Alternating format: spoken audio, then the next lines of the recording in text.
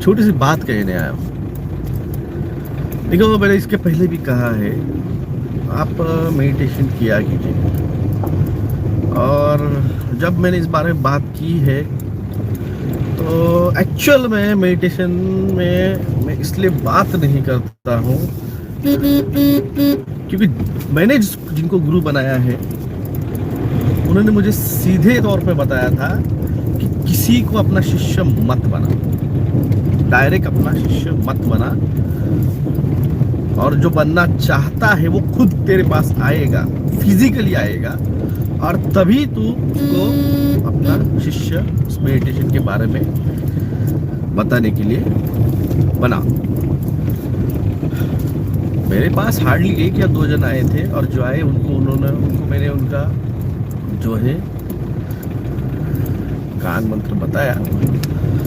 और क्या रहता है, जब आप किसी को शिष्य बनाते हो तो उसकी पूरी जिम्मेदारी आप पे रहती है, उसकी पूरी जिम्मेदारी आप पे रहती है मेडिटेशन में वो कहीं भटक न जाए। भटक मतलब जब आप मेडिटेशन में जाते हो, और उस मेडिटेशन में जब आप डायमेंशन में जाते हो, समझिए आप मेडिटेशन में तभी सक्सेस होते हो जब आप डायमेंशन ट्रैवल कर पाते हो, नहीं तो वो मेडिटेशन किसी काम का नहीं है।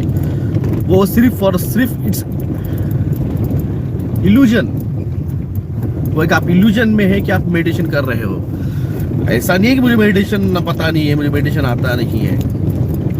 अगर आपको मेरी मेडिटेशन के नॉलेज में जानना है तो विभोर आनंद, एडवोकेट विभोर आनंद जो है, उनके चैनल पे जब मैंने सुशांत सिंह राजपूत मैटर में जो उसके ट्वीट और टेलीग्राम की पोस्ट के ऊपर जब मैंने एक्सप्लेनेशन दिया है, जाके कभी देखिए मेरे मेडिटेशन में क्या क्या दिखता है, क्या क्या होता है, किस तरह से वो चीज़ें दिखती है, उसका मीनिंग क्या होता है, वो लाइट्स जो दिखते हैं उसका मीनिंग क्या होता है, वहाँ तक मैंने एक्सप्लेन किया था।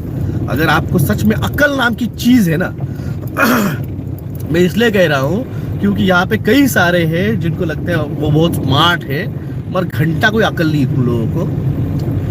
जिस बंदे ने 2 साल पहले जाके विभोर आनंद के, एडवोकेट विभोर आनंद के चैनल पे मेडिटेशन में क्या होता है, क्या चीज़ दिखती है, कौन सा कलर दिखता है, कौन से डॉट दिखते हैं, कौन सा स्ट्रक्चर दिखता है, उसका मीनिंग क्या होता है, ये एक्सप्लेन किया था। तो मेडिटेशन में क्या होना चाहिए, किस तरह होना चाहिए, और आप जब जाते हैं डायमेंशन में तो आप अलग अलग प्लेन्स जो रहते हैं वहाँ पे आप ट्रैप में फंस सकते हो। मैंने मेरे वीडियो में कहा था कि जो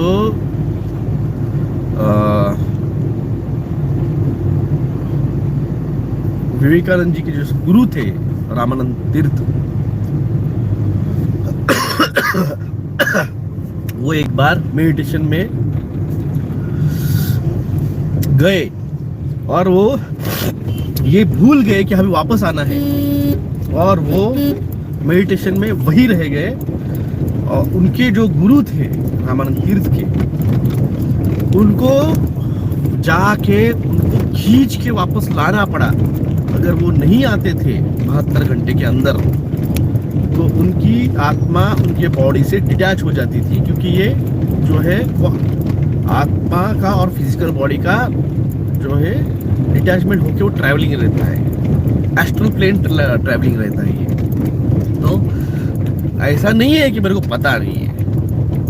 अनुराग शर्मा जी कहते थे कि ये आपका नहीं है इसलिए आप बात नहीं करते हो, इसलिए मेरे को, ऐसा नहीं है।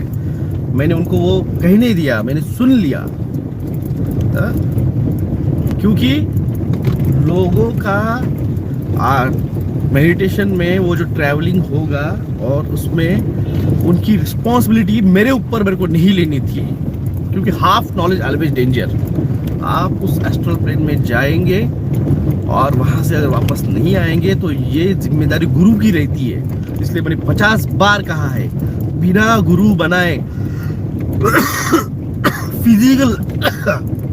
फिजिकल गुरु, आपका फिजिकल गुरु बनाए बिना आप मेडिटेशन में ना जाए। ये मैंने 50 बार कहा है। मुझे कई लोगों के फोन आते हैं कि सर मुझे ये होता है मेडिटेशन में, मुझे वो होता है मेडिटेशन में। बोलता हूँ इसके बारे में फ़ोन पे बात नहीं करता हूँ, इस पर मैं फ़ोन पे बात नहीं करता हूँ।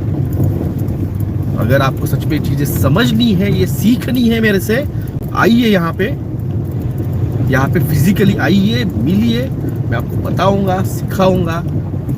फोन पे ये चीजें नहीं होती। गुरु बनना है तो उसको डिवोशनली आपको करना पड़ेगा। डिवोशनली करना है तो आप झक मार रहे हो राजस्थान में, कलकत्ता में, कन्याकुमारी में, केरला में, और वहां से बैठ के मेरे को फोन कर रहे हो, वैसे नहीं होता है।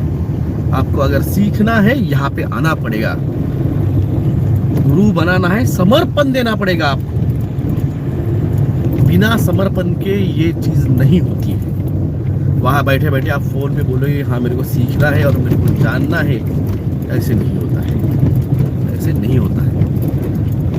गुरु बनाना है तो गुरु को उस लेवल का दर्जा देने के लिए आपको गुरु के पास जाके गुरु दक्षिणा स्वरूप में वहां पे उसको बैठ के वो गुरु वाणी जो रहती है सुननी पड़ती है, वो ज्ञान जो है वहां पे जाके लेना पड़ता है। और ये आत्मा का ज्ञान आपको अगर वो लगता है कि फोन पे बैठे बैठे आपको मिल जाएगा, ये गलत फहमी है, बहुत बड़ी गलत फहमी है। और आपको लग रहा होगा कि आप बैठे बैठे मोबाइल पे किसी का सुन के, कोई जर्मनी में बैठा है, कोई फ्रांस में बैठा है, कोई यूएस में बैठा है, वहां से बैठा के आपको मेडिटेशन सिखा रहा है, सिर्फ और सिर्फ आपको बेवकूफ बना रहा है। गुरु जब तक आप उसको फिजिकल में जाके वो गुरु आपको एज अ शिष्य एक्सेप्ट नहीं कर लेता है, और वो गुरुवाणी गुरु मंत्र आपको देता नहीं है, क्योंकि आपकी पूरी वो जो यात्रा है, वो यात्रा का पूरा भार, पूरा का पूरा रिस्पॉन्सिबिलिटी उस गुरु पे रहती है। उस ट्रैप पे आप फंस न जाए, आप एस्ट्रल प्लेन में जाके फंस न जाए, क्योंकि आप अगर 72 घंटों में वापस नहीं आते हैं एस्ट्रल प्लेन में से आपकी बॉडी पे, तो लोग आपको मरा हुआ समझ के आपकी बॉडी जला देंगे। भले आप वहां पे एस्ट्रल प्लेन में रहोगे, किसको पता आप एस्ट्रल प्लेन में हो, किसको पता आप एस्ट्रल प्लेन में हो? उनको तो लगेगा आप बॉडी छोड़ चुके हो। आप बॉडी छोड़ चुके हो इसका मतलब आप मर गए हो। आपकी बॉडी जला देगी, आप वापस आओगे तो आपकी अपनी बॉडी नहीं रहेगी, आप उसी एस्ट्रल प्लेन में रहोगे अनंत काल तक, जो कि बहुत बुरी बात है। वो बहुत बुरी बात है, अच्छी बात नहीं है। पर उसके लिए आपको चाहिए समर्पण। अगर आप वहां पे बैठ के कहेंगे कि नहीं, मेरे दिल में आप है और मैं एकलव्य बन को आपको मानता हूँ, वो आपकी बातें आपके पास ही रखिए, ऐसे नहीं होता है। गुरु शिष्य जो है परंपरा, खास करके मेडिटेशन में,